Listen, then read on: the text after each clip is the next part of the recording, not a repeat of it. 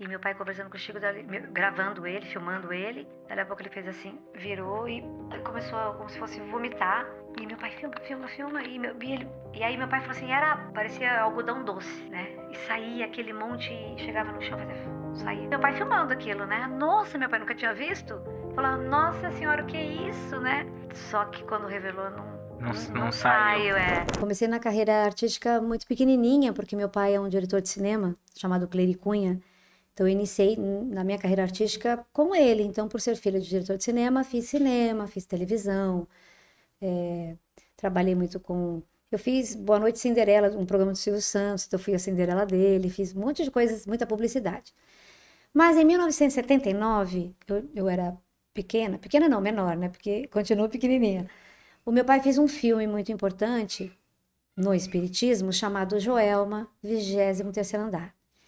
Esse filme, ele é baseado no livro chamado Somos Seis, do Chico Xavier, que conta a história de 6 pessoas que morreram no incêndio. E uma delas, chamada Volkmar, que é um espírito, solicitou que pudesse, na época, ter alguma forma de divulgar. Primeiro, que a vida não acaba, e segundo, para fazer em lugares grandes, mas com segurança, para que as pessoas pudessem se salvar. E realmente o Joelma foi um marco disso, porque depois disso, tudo na arquitetura e tudo nas construções mudaram. E o que aconteceu com esse edifício? Qual que é a história? A história da Volkmar, uma das que morreram lá, que psicografou solicitando que fosse feito o filme. O que aconteceu é que o meu pai foi convidado para dirigir esse filme e nós passamos, como é um filme, meu pai não tinha a intenção de fazer um filme espírita, mas ele não teve escolha, ele teve que fazer. E ficamos um mês praticamente com o Chico, porque é o único filme no mundo que tem o Chico, é esse filme. E o Chico orientou ao meu pai. Então eu passei o período de filmagem com meu pai e ficava imaginando, mas por que aquele senhorzinho tão magrelinho tinha tanta força, tanta gente em volta dele no abacateiro, que era onde, né, distribuindo pão e dinheiro. O que aquele homem tão franzino? E você já tinha uma idade, assim, uma mentalidade de compreender onde você estava, o que representava ou não? Não, eu sabia que ele era um homem... parecia um santo, mas eu não tinha noção do espiritismo em si. A gente é de família católica, então... e a igreja, essa coisa de fazer primeira comunhão. Seu pai não era espírita? Não. E o filme veio, e aí eu conheci aquela força daquele homem pequenininho e tão importante. Meu Deus, eu fiquei com ele e aí hoje eu sou agradecida. E meu pai muito mais. E este filme foi um marco na história da minha vida, da minha família, porque depois dele que as coisas começaram a mudar dentro de casa, né? Porque veio a base dos meus pais para entender o que acontece, né, pós-vida. Foi aí que meu pai foi estudar, e aí a partir desse filme a gente começou então a ter o hábito de frequentar os centros e entender melhor. Meu pai teve que fazer um grande estudo sobre o espiritismo para poder fazer o filme. E foi o primeiro filme da Beth Goulart. E a Beth Goulart é da família Goulart, Paulo e Nissete, que são espíritas. Então, assim, foi um choque para o bem participar e ver tudo essa mudança. Mas eu era pequena e a partir daí eu comecei a ver como era legal, né? A reencarnação, que não existe. Bom, começamos a estudar. E eu fui crescendo na minha carreira e esse filme foi um grande sucesso. Primeiro, porque ele contou uma tragédia e ele virou um filme sensacionalista, porque falaram que meu pai era louco de botar aquelas imagens. Segundo, os espíritas dizendo, olha que filme importante para o espiritismo, o vídeo que tem lá, o posto que tem o Chico. Então no meio espírita foi bem aceito. Foi bem aceito. Mas ele virou um cult. Hoje em dia é um filme muito importante para a doutrina espírita. Tem centros que compram e passam o filme para poder fazer os estudos, né? Então virou um cult. E houve também muita crítica. Meu pai foi, assim, teve... A gente queria ameaça de morte, né? Porque os donos do Joelma, os atuais, que o prédio ficou novo, bonito, não queriam que o filme fosse, né, exibido. Então meu pai até colocou na hora, olha... Coloque um filme institucional de como ele ficou agora, a gente coloca antes, dizendo isso é a realidade agora, e como aconteceu, foi uma tragédia. Porque foi ao ar mais ou menos depois de quanto tempo da tragédia? Assim, a tragédia foi em 74 e o filme foi lançado em 1980. E morreu muita gente, né, nesse incêndio. O que é escrito nos laudos Não Não confere. É condiz. o 3 vezes mais, né? Caramba. Morreu muita gente. E essa Volkmar, que a Beth Goulart faz, né? Ela contou muita coisa. Então a Beth faz brilhantemente. Então o filme chama, para quem não assistiu, Joelma, 23º andar, baseado no livro Somos Seis. Teve alguma história ou que você se lembre do período, ou que teu pai tenha te contado desse contato, né, de filmar o Chico, de estar ali com Há ele? várias. Aliás, quem conseguiu o filme em vídeo, que vídeo não tem mais, né? Tem os extras do vídeo, que é a Beth Goulart falando e o meu pai. Tem histórias incríveis sobre as filmagens. Uma delas deu até uma série da Globo, que tem uma cena que a Beth Goulart está. Porque foi, para explicar, foi Sim. colocado fogo realmente num prédio que ia ser demolido pela prefeitura Pra fazer as para fazer as gravações. gravações dos atores. Agora você imagina, para fazer isso na época foi muito inusitado porque meu pai colocou, e era muito difícil, 6 câmeras. Na época era carésimo, né? 6 pontos de câmera, porque se pega fogo não dá para voltar. Pegou fogo, acabou, tem que Grava e vai até o gravou, vai até final, o né? final. E assim, com o Corpo de Bombeiros, parou a rua 9 de Julho, parou tudo para fazer, e foi muito intenso. E essa cena da Beth, meu pai colocou uma madeira bem na frente, né, deles, a visão da câmera pegando esse fogo, e eles atrás, como se estivesse acuado pelo fogo. Né? Uma técnica lá. E eles num cantinho assim da parede. E tinha o Ari Brandi, que é o fotógrafo oficial do filme, ele é marido da Rose Campos, a atriz. Ele era fotógrafo oficial do filme, não só ele, como 3 fotógrafos. Eles é estilo que chama, né? Então eles são contratados para fazer fotografia de tudo. E ele começou a tirar fotos dessa cena. Atenção, câmera, ação, fogo, a gritaria e tal. E esse tronco cai, né, no ângulo da câmera e começam a gritar como se eles tivessem sido acuados. Tem uma atriz que vem para o fogo e ela, como se ela estivesse entrando nesse fogo, eu não quero mais, eu não quero mais, e vai abaixando, parece que ela está pegando fogo, e a Beth acuado, gritando, e o close nela, e a cena está no filme. Essa cena foi fotografada por 3 fotógrafos, inclusive o Ari Brandi. E na época era filme de revelar. Acho que você não tinha nem nascido, mas a gente revelava Eu filme. cheguei a pegar um pouco dessa parte. Então tinha que ir. E quando revelou o filme, o meu pai e o Ari colocaram as fotos. Meu pai falou: Você encavalou todo o filme? O Ari falou: Não, não encavalou nada. Olha aqui. Então, assim, tem a Beth, as atrizes e vários rostos. Vários.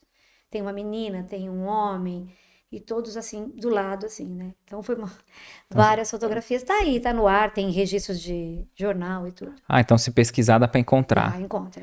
E ali é espíritos que talvez Espíritos. estavam ali, Não, são espíritos, né? né? Ninguém explica. A mais importante foi com o próprio Chico. Duas muito importantes, né? O meu pai, sempre com o meu pai, porque meu pai vendo aquilo e prova disso, está no filme.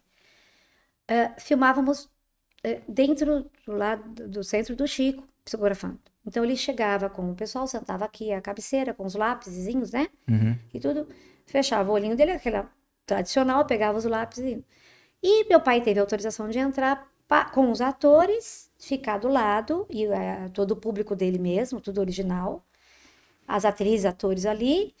E meu pai falou: atenção, câmera, para não falar alto, câmera, ação, e tem que acender luz para poder pegar. E muito mais na época, porque filmava-se em película, ou seja, em negativo, tinha que revelar. Não é que nem hoje que é digital, grava no celular.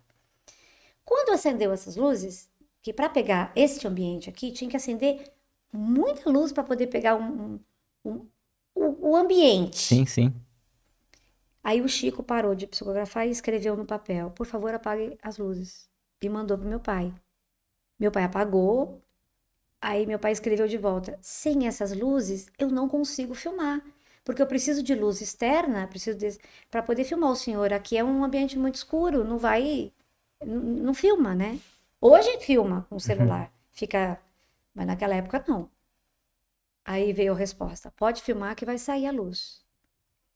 E aí houve um alvoroço com a equipe técnica, saíram do ambiente, foram para fora. E o diretor de fotografia, Ele é louco, ele tá falando isso, né? Chico é doido, não dá pra fazer. Se eu filmar isso, vai ficar um borrão. Na hora de revelar o filme, não vai sair imagem. Ele é diretor de fotografia, um expert em fotografia, ele sabia. Meu pai falou assim: eu vou filmar. Ele falou: não vai, porque eu sou diretor, e começou uma briga lá fora. Meu pai falou: eu vou filmar. E ele falou: se você for entrar com a equipe, eu vou embora. Ele falou: pode ir. Chamado Cláudio Portioli. Ele falou: então eu vou. Ele pegou o carro, sozinho, a equipe ficou com o Clerico, meu pai. E foi. E tinha uma estradinha que tinha para chegar até o hotel, era uma estradazinha. Ele foi embora. E meu pai ficou. E todo mundo falou: olha, Cleri, a gente vai com você, mas não vai sair. Meu pai, vamos filmar? Porque ele falou que ia ter luz, vamos ver. Meu pai já tava pagando pra ver, né? E Tá bem entrou, que ele é determinado, né? nada. E filmou. E aí foi uma cena linda, né? Com eles. Tá no filme, só ver. Quando foi revelado, porque existia assim a revelação das cenas filmadas, existia uma coisa chamada copião. Era a primeira cópia para a equipe técnica ver se estava tudo bem ou se tinha que refazer alguma coisa, o que era muito difícil e caro. Eles estavam todos na salinha de cinema quando veio o copião e quando apareceu o diretor de fotografia falou: vocês estão me enganando, porque no filme você vê, tem o Chico, a mesa iluminada e acima dele é toda azul. No filme, tá lá no filme, não preciso provar. E não foi edição, né? Não foi edição, é a É o luz, jeito que saiu é o mesmo. jeito, é a luz realmente. Claro que tem a luzinha de serviço Mais dele, comum, mas né? uma luz comum. Não Jamais para filmagem. pegaria a nitidez que tem no filme. E uma luz toda azulada. Pode olhar lá que você vai ver. É incrível. E o diretor de fotografia ficou bravo. Vocês estão me enganando. Não pode. E Você vê que a gente ainda nega mesmo com vê. evidências concretas, né? É. E aí depois dessas experiências assim na tua infância, né? De acompanhar ele, acredito ali em algumas coisas assim, como que foi o decorrer aí? É, eu fui crescendo e esse filme foi tão importante, né, na carreira do meu pai, que de 80 até hoje, né, eu sou a filha do Clericunha do filme Joelma, né, o filme foi é o antes e depois da carreira do meu pai. Ah, um outro fato legal que meu pai estava filmando com o Chico, num dos dias, né, muitos dias lá, e meu pai conversando com o Chico, gravando ele, filmando ele, daí a pouco ele fez assim, virou e começou como se fosse vomitar, e meu pai filma, filma, filma, e aí meu pai falou assim, era parecia algodão doce, né? E saía aquele monte, chegava no chão, fazia, saía. Tem um nome, né? Sim, o ectoplasma. Ectoplasma. Aí saía, e saía os mãos, meu pai filmando aquilo, né? Nossa, meu pai nunca tinha visto. Falava, nossa senhora, o que é isso, né? E só que quando revelou, Não não saiu. saiu, Só sai o gesto Você acha que dele. a espiritualidade, ela permite, né? Do mesmo jeito que acredito que a espiritualidade ajudou a iluminar o ambiente para dar certo o filme, ali eles talvez acharam Pode ser. que não era. Algumas fotos têm registros, né, do espiritismo. Aliás, o oceano tem muito material comprobatório, né? E que pegam o ectoplasma, mas infelizmente meu pai não E não era uma conseguiu. reunião mediúnica, ele Não, tava. estava conversando com meu pai sobre o filme, sobre a Às vezes importância. aparece rosto, imagem, né? No ectoplasma. Nesse caso, só foi o ectoplasma mesmo. Só. Meu pai falou que era. Meu pai ficou muito assustado com o que ele estava vendo, né? Boquiaberto. E saiu muito, com alguns minutos, e ele só como se estivesse realmente botando para fora. Depois ele ficou bem e pronto, e foram tomar café. E meu pai, Pra ele, normal, assustado, né? né? Diálogo de Luz é o encontro do Dr. Bezerra de Menezes com o Padre Amaro. Quem é o Padre Amaro? É a última encarnação de Emmanuel. Por que resolvemos montar este espetáculo? Esse encontro aconteceu, é verdade, né? Aconteceu no Rio de Janeiro, entre o Dr. Bezerra, porque o Dr. Bezerra de Menezes era espírita já, né? Apesar de tudo que ele sofreu, mas ele era casado com uma católica, né? E ela ia à igreja e pedia para que o padre exorcizasse aquelas ideias daquele livro que ele estava lendo. Então, Isso é quando o Bezerra tá está encarnado. encarnado, isso é fato. E o Padre Amaro também? Também, o padre Encarnado? Amado é encarnado. Eles se Ah, encontraram na igreja, eles se encontraram de fato. Um fato ocorrido, contado no livro Deus Convosco, do Chico Xavier. Isso é um fato que ele falou que aconteceu. interessante. É interessante. E o que acontece? com os dois. A partir desse encontro citado no livro, o nosso querido Alberto Centurião, que é o autor da obra, pegou essa citação do Chico e transformou nesse diálogo entre o padre e o Bezerra. O que que eles conversariam, né? E o que que ele quis mostrar? Que um líder espírita, um homem importante do espiritismo, ser amigo de um homem importante do catolicismo, que é um padre. E eles ficaram amigos. E por que não podemos ser amigos? Em 2019, nós resolvemos montar Diálogos de Luz justamente pelo monte de fatos ocorridos, e muito tristemente, de pessoas indo em templos de candomblé, de umbanda e quebrando, né, quebrando a fé das pessoas, né? Intolerância religiosa, né? Completa. E quando eu vi aqueles vídeos, né, nos jornais, eu fiquei muito triste, eu e todo mundo. E falei, a gente precisa fazer alguma coisa. Então nós montamos esse diálogo de luz baseado nesse encontro, que é um fato. E por que não? E a peça emociona demais, porque cada um dentro dos seus conceitos se tornaram amigos. E o que acontece no final é surpreendente, eu não vou contar, né? Sim. Então esse diálogo é importante para muita reflexão, para falar sobre amizade, sobre relacionamento. E ele nasceu em 2019 e até hoje a gente leva ele para o Brasil todo.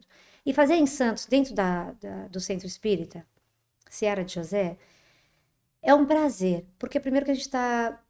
Claro que pode ir qualquer pessoa, né? Porque a gente falando de padre. Aliás, padres assistiram. Quando eu viajei no Brasil, alguns padres foram e amaram a peça. Que legal. Né? Eu vou contar uma coisa para você. Esse espetáculo, ele foi em 2021, na pandemia, nós fomos chamados para fazer a Mostra Transcendental de Teatro. Você conhece a mostra? Não. Então pesquisa, Mostra de Teatro Transcendental. Tá. Ela ocorre em Fortaleza, no Ceará, e é a maior mostra de teatro do gênero do mundo. Ele não fala só sobre o espiritismo, lá tem Gandhi, tem Madre Teresa de Calcutá, são temas que transcendem a matéria. A mostra, ela compra o espetáculo e dá gratuidade. A entrada é 1 quilo de alimento e água, pelo próprio sertão, né? E ele distribui toneladas. Agora, este ano é o 22º ano que eles fazem. Eu participei 8 vezes, a Rama Cria. E o Diálogo de Luz, quando foi incrível, porque quando eu vou, eu circulo pelo sertão, eu circulo pelo Ceará. Eles fazem circulação. O teatro no ponto de ônibus, o teatro dentro da penitenciária, o teatro em escola, o teatro dentro de igreja católica, eu fiz já dentro de igreja católica. É incrível você fazer uma peça dessa dentro de uma igreja. E aceitação... 100%, sem Legal. nenhum preconceito. E nós fomos para a entidade do Braulio Bessa, o grande poeta. Quem não conhece, procure lá Braulio Bessa, que vocês vão logo lembrar dele. E nós fomos para a entidade dele chamada Instituto do Ser. Juro por Deus, é a coisa mais impactante que eu vivi na minha vida, uma das, né? Tem um instituto no meio do nada. É nada e um instituto lindo, maravilhoso. E ele dá gratuidade, claro, aos alunos lá, todo mundo estudam arte, música, teatro, tudo que é de arte. Ele dá cursos e cursos. Bonito. E nós fizemos dentro dessa instituição.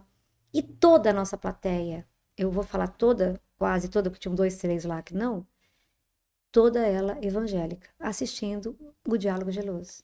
E choraram, nos abraçaram, que coisa linda, é isso mesmo, temos que ser unidos em função do amor, da solidariedade, né? Porque essa briga besta, né, entre um e outro. Foi lindo, foi lindo. Sim, né? A gente querer às vezes impor o nosso pensamento pro outro, né? Nesses anos aí de apresentação na estrada, vocês já conseguiram perceber a espiritualidade nas peças de teatro, algum caso assim? Ah, muitos, muitos. A gente acabou de receber uma psicografia que veio de Caruaru.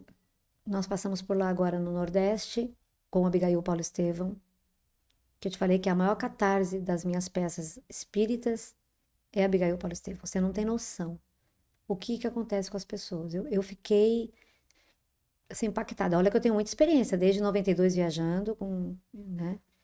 E o Abigail abriu um campo, assim, de pessoas chorarem, de desmaiarem, de passarem mal, de bombeiros ter que tirar, de chorarem, de ficarem sem conseguir falar. de se ajoelharem no chão, de cair no chão. Eu vi desse um ano eu vi muita coisa. E veio uma psicografia de um espírito dizendo a nós que é extremamente importante esse trabalho e que a gente não podemos parar. E eu, engraçado, em Caruaru, eu falei, ai meu Deus do céu, tantos anos fazendo teatro espírita, me dá uma força maior, porque às vezes não dá certo, e tem muita conta para pagar, tem ator, e às vezes não dá, e eu como produtora e Eu acho que você deve diretora, ter ficado um né? pouco preocupada também em ter perdido os títulos desse acordo com as Fiquei obras da da Zíbia, Zíbia, né? fiquei muito triste, né? E aí veio essa mensagem dizendo, não pare, porque é missionário, vocês têm uma luz. E aí veio uma psicografia linda. Mas assim, ao longo dos anos, tem um fato muito interessante. Nós estávamos fazendo O Amor Venceu no teatro chamado Paiol, lá em São Paulo. O Paiol voltou à ativa agora, mas ele ficou fechado anos.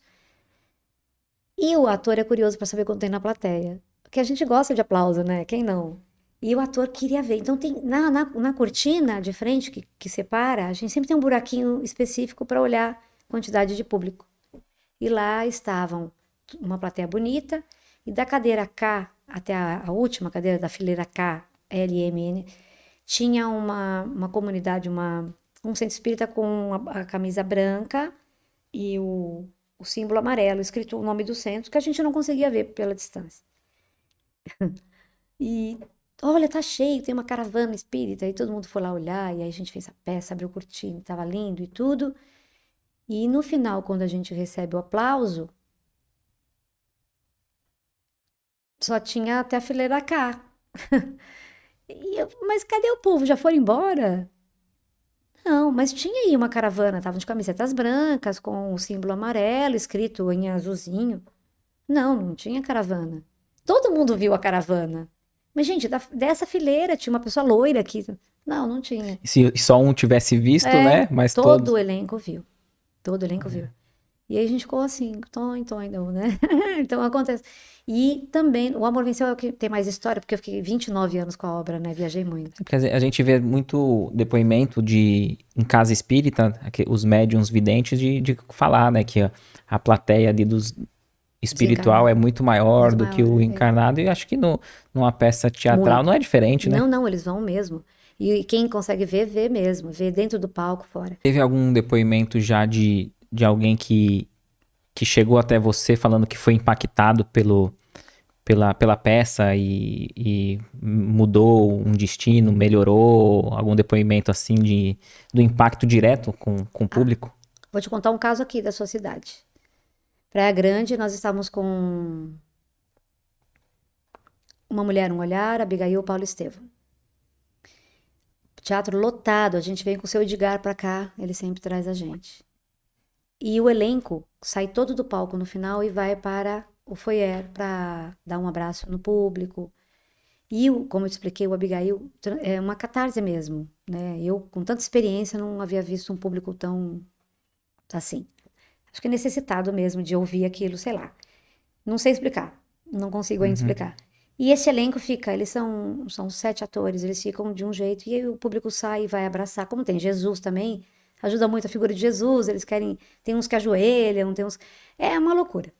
Confundem um pouco, né, o ator com... Bom, e tiram fotos e abraça e chora. Uma moça, é daqui, não vou falar o nome dela, mas é daqui, e ela chorava, porque eles choram muito, né? Chorava muito além do normal. Aí ela pediu para me chamar, eu fui lá, dei um abraço nela, falei, calma, é uma peça, quer uma aguinha, quer isso? Ela falou, olha, eu amo o teatro, eu amo essa obra, mas hoje eu vim aqui para me despedir da vida. Eu ia cometer o suicídio. Mas depois de ver essa peça, eu me arrependi muito de ter pensado nisso. Estava tudo pronto para eu fazer isso. E hoje eu não vou fazer isso. Eu não vou mais tirar a minha vida. Isso é uma transformação e Sim, tanto, né? sem dúvida. Aconteceram algumas vezes na nossa trajetória, uma aqui e outra em Uruguaiana. E eu imagino que o número é muito maior, né? Porque poucos são o que falam ainda e admitem, né? Acho que outros chegam com ideias similares e talvez não chega nem a te contar, É, né? Mas tem essa transformação, né? essa outra em Uruguaiana, eu acho que é um caso até um pouco mais impactante, porque essa conhecia a obra, Mas ela estava infeliz, essa moça que fez isso, ela estava infeliz. O filho é autista, grave, ela sem dinheiro, ela perdeu a esperança. Mas eu sei que ela tá bem porque a gente se conversa às vezes, eu ligo e a gente oferece trabalho para ela, enfim. Mas essa outra foi muito mais impactante para mim, a história dela, e não menos importante.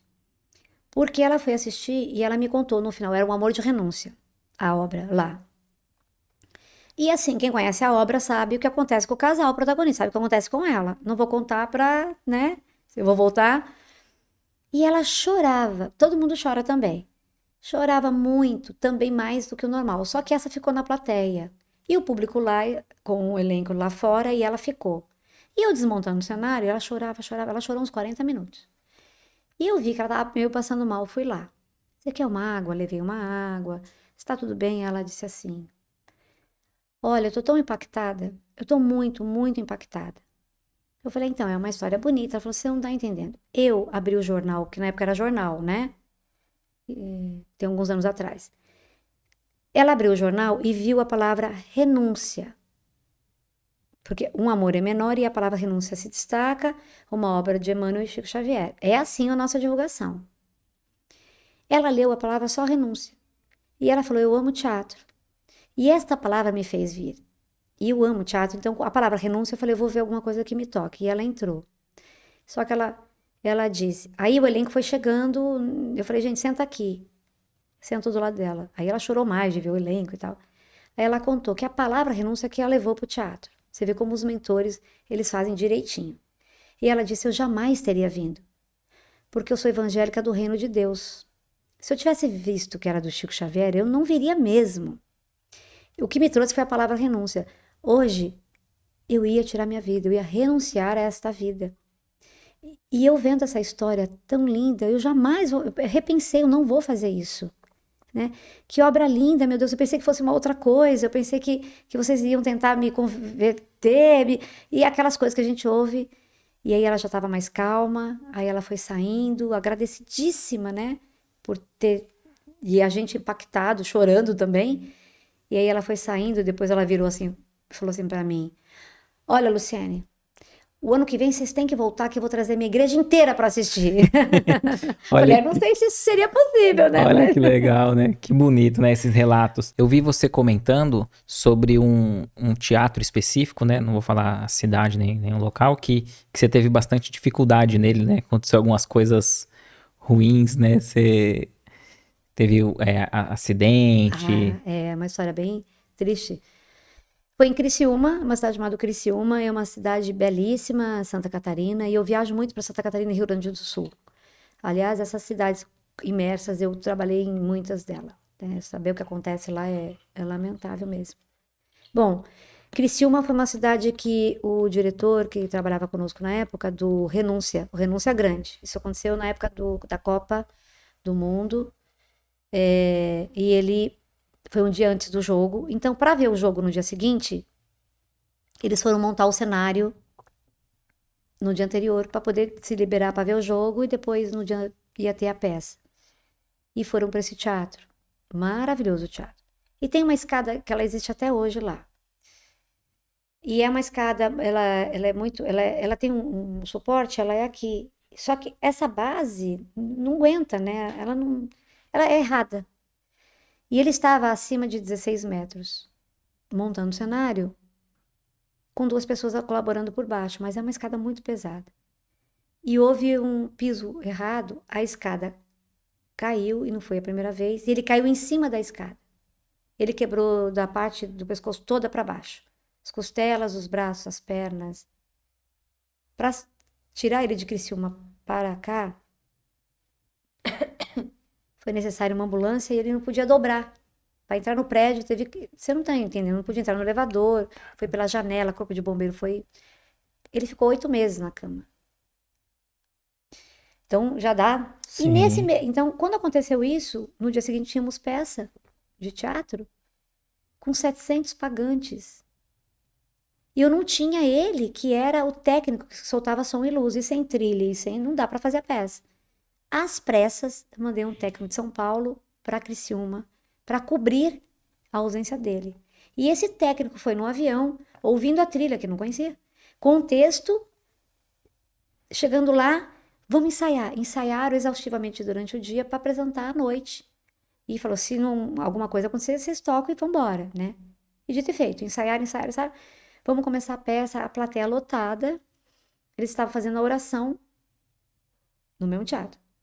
Dali a pouco, no meio da oração, o ator, Roger, começa a convulsionar.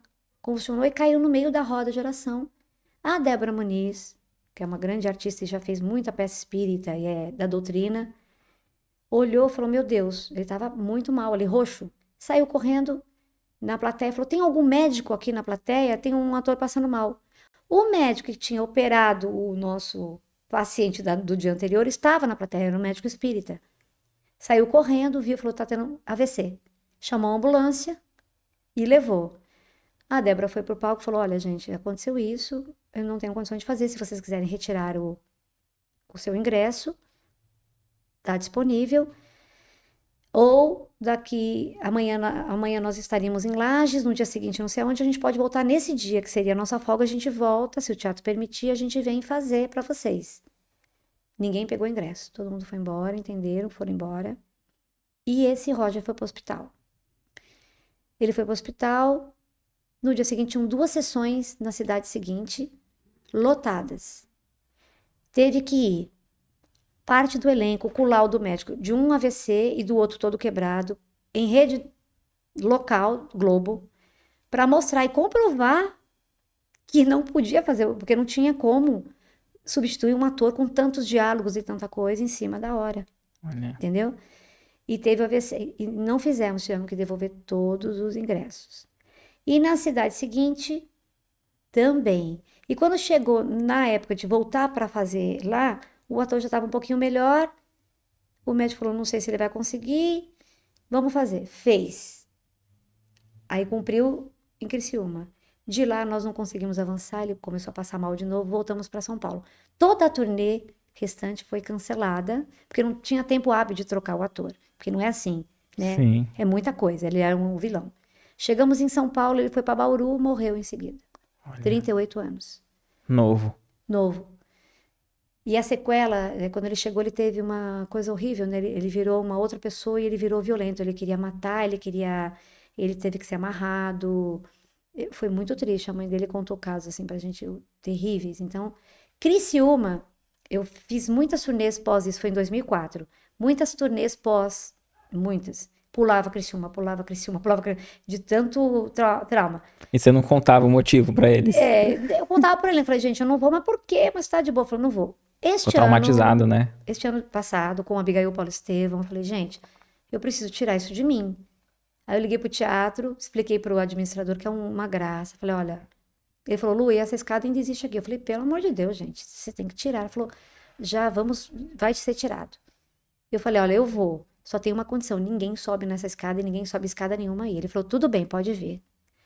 E aí fomos e foi lindo, o público amou, a Abigail Paulo Estevam recebeu bem, eu expliquei pra plateia por que a Ramacria pulava, eles falavam, mas por que não vem? E aí quebrou um pouco já quebrou, já tá tudo bem, mas foi difícil.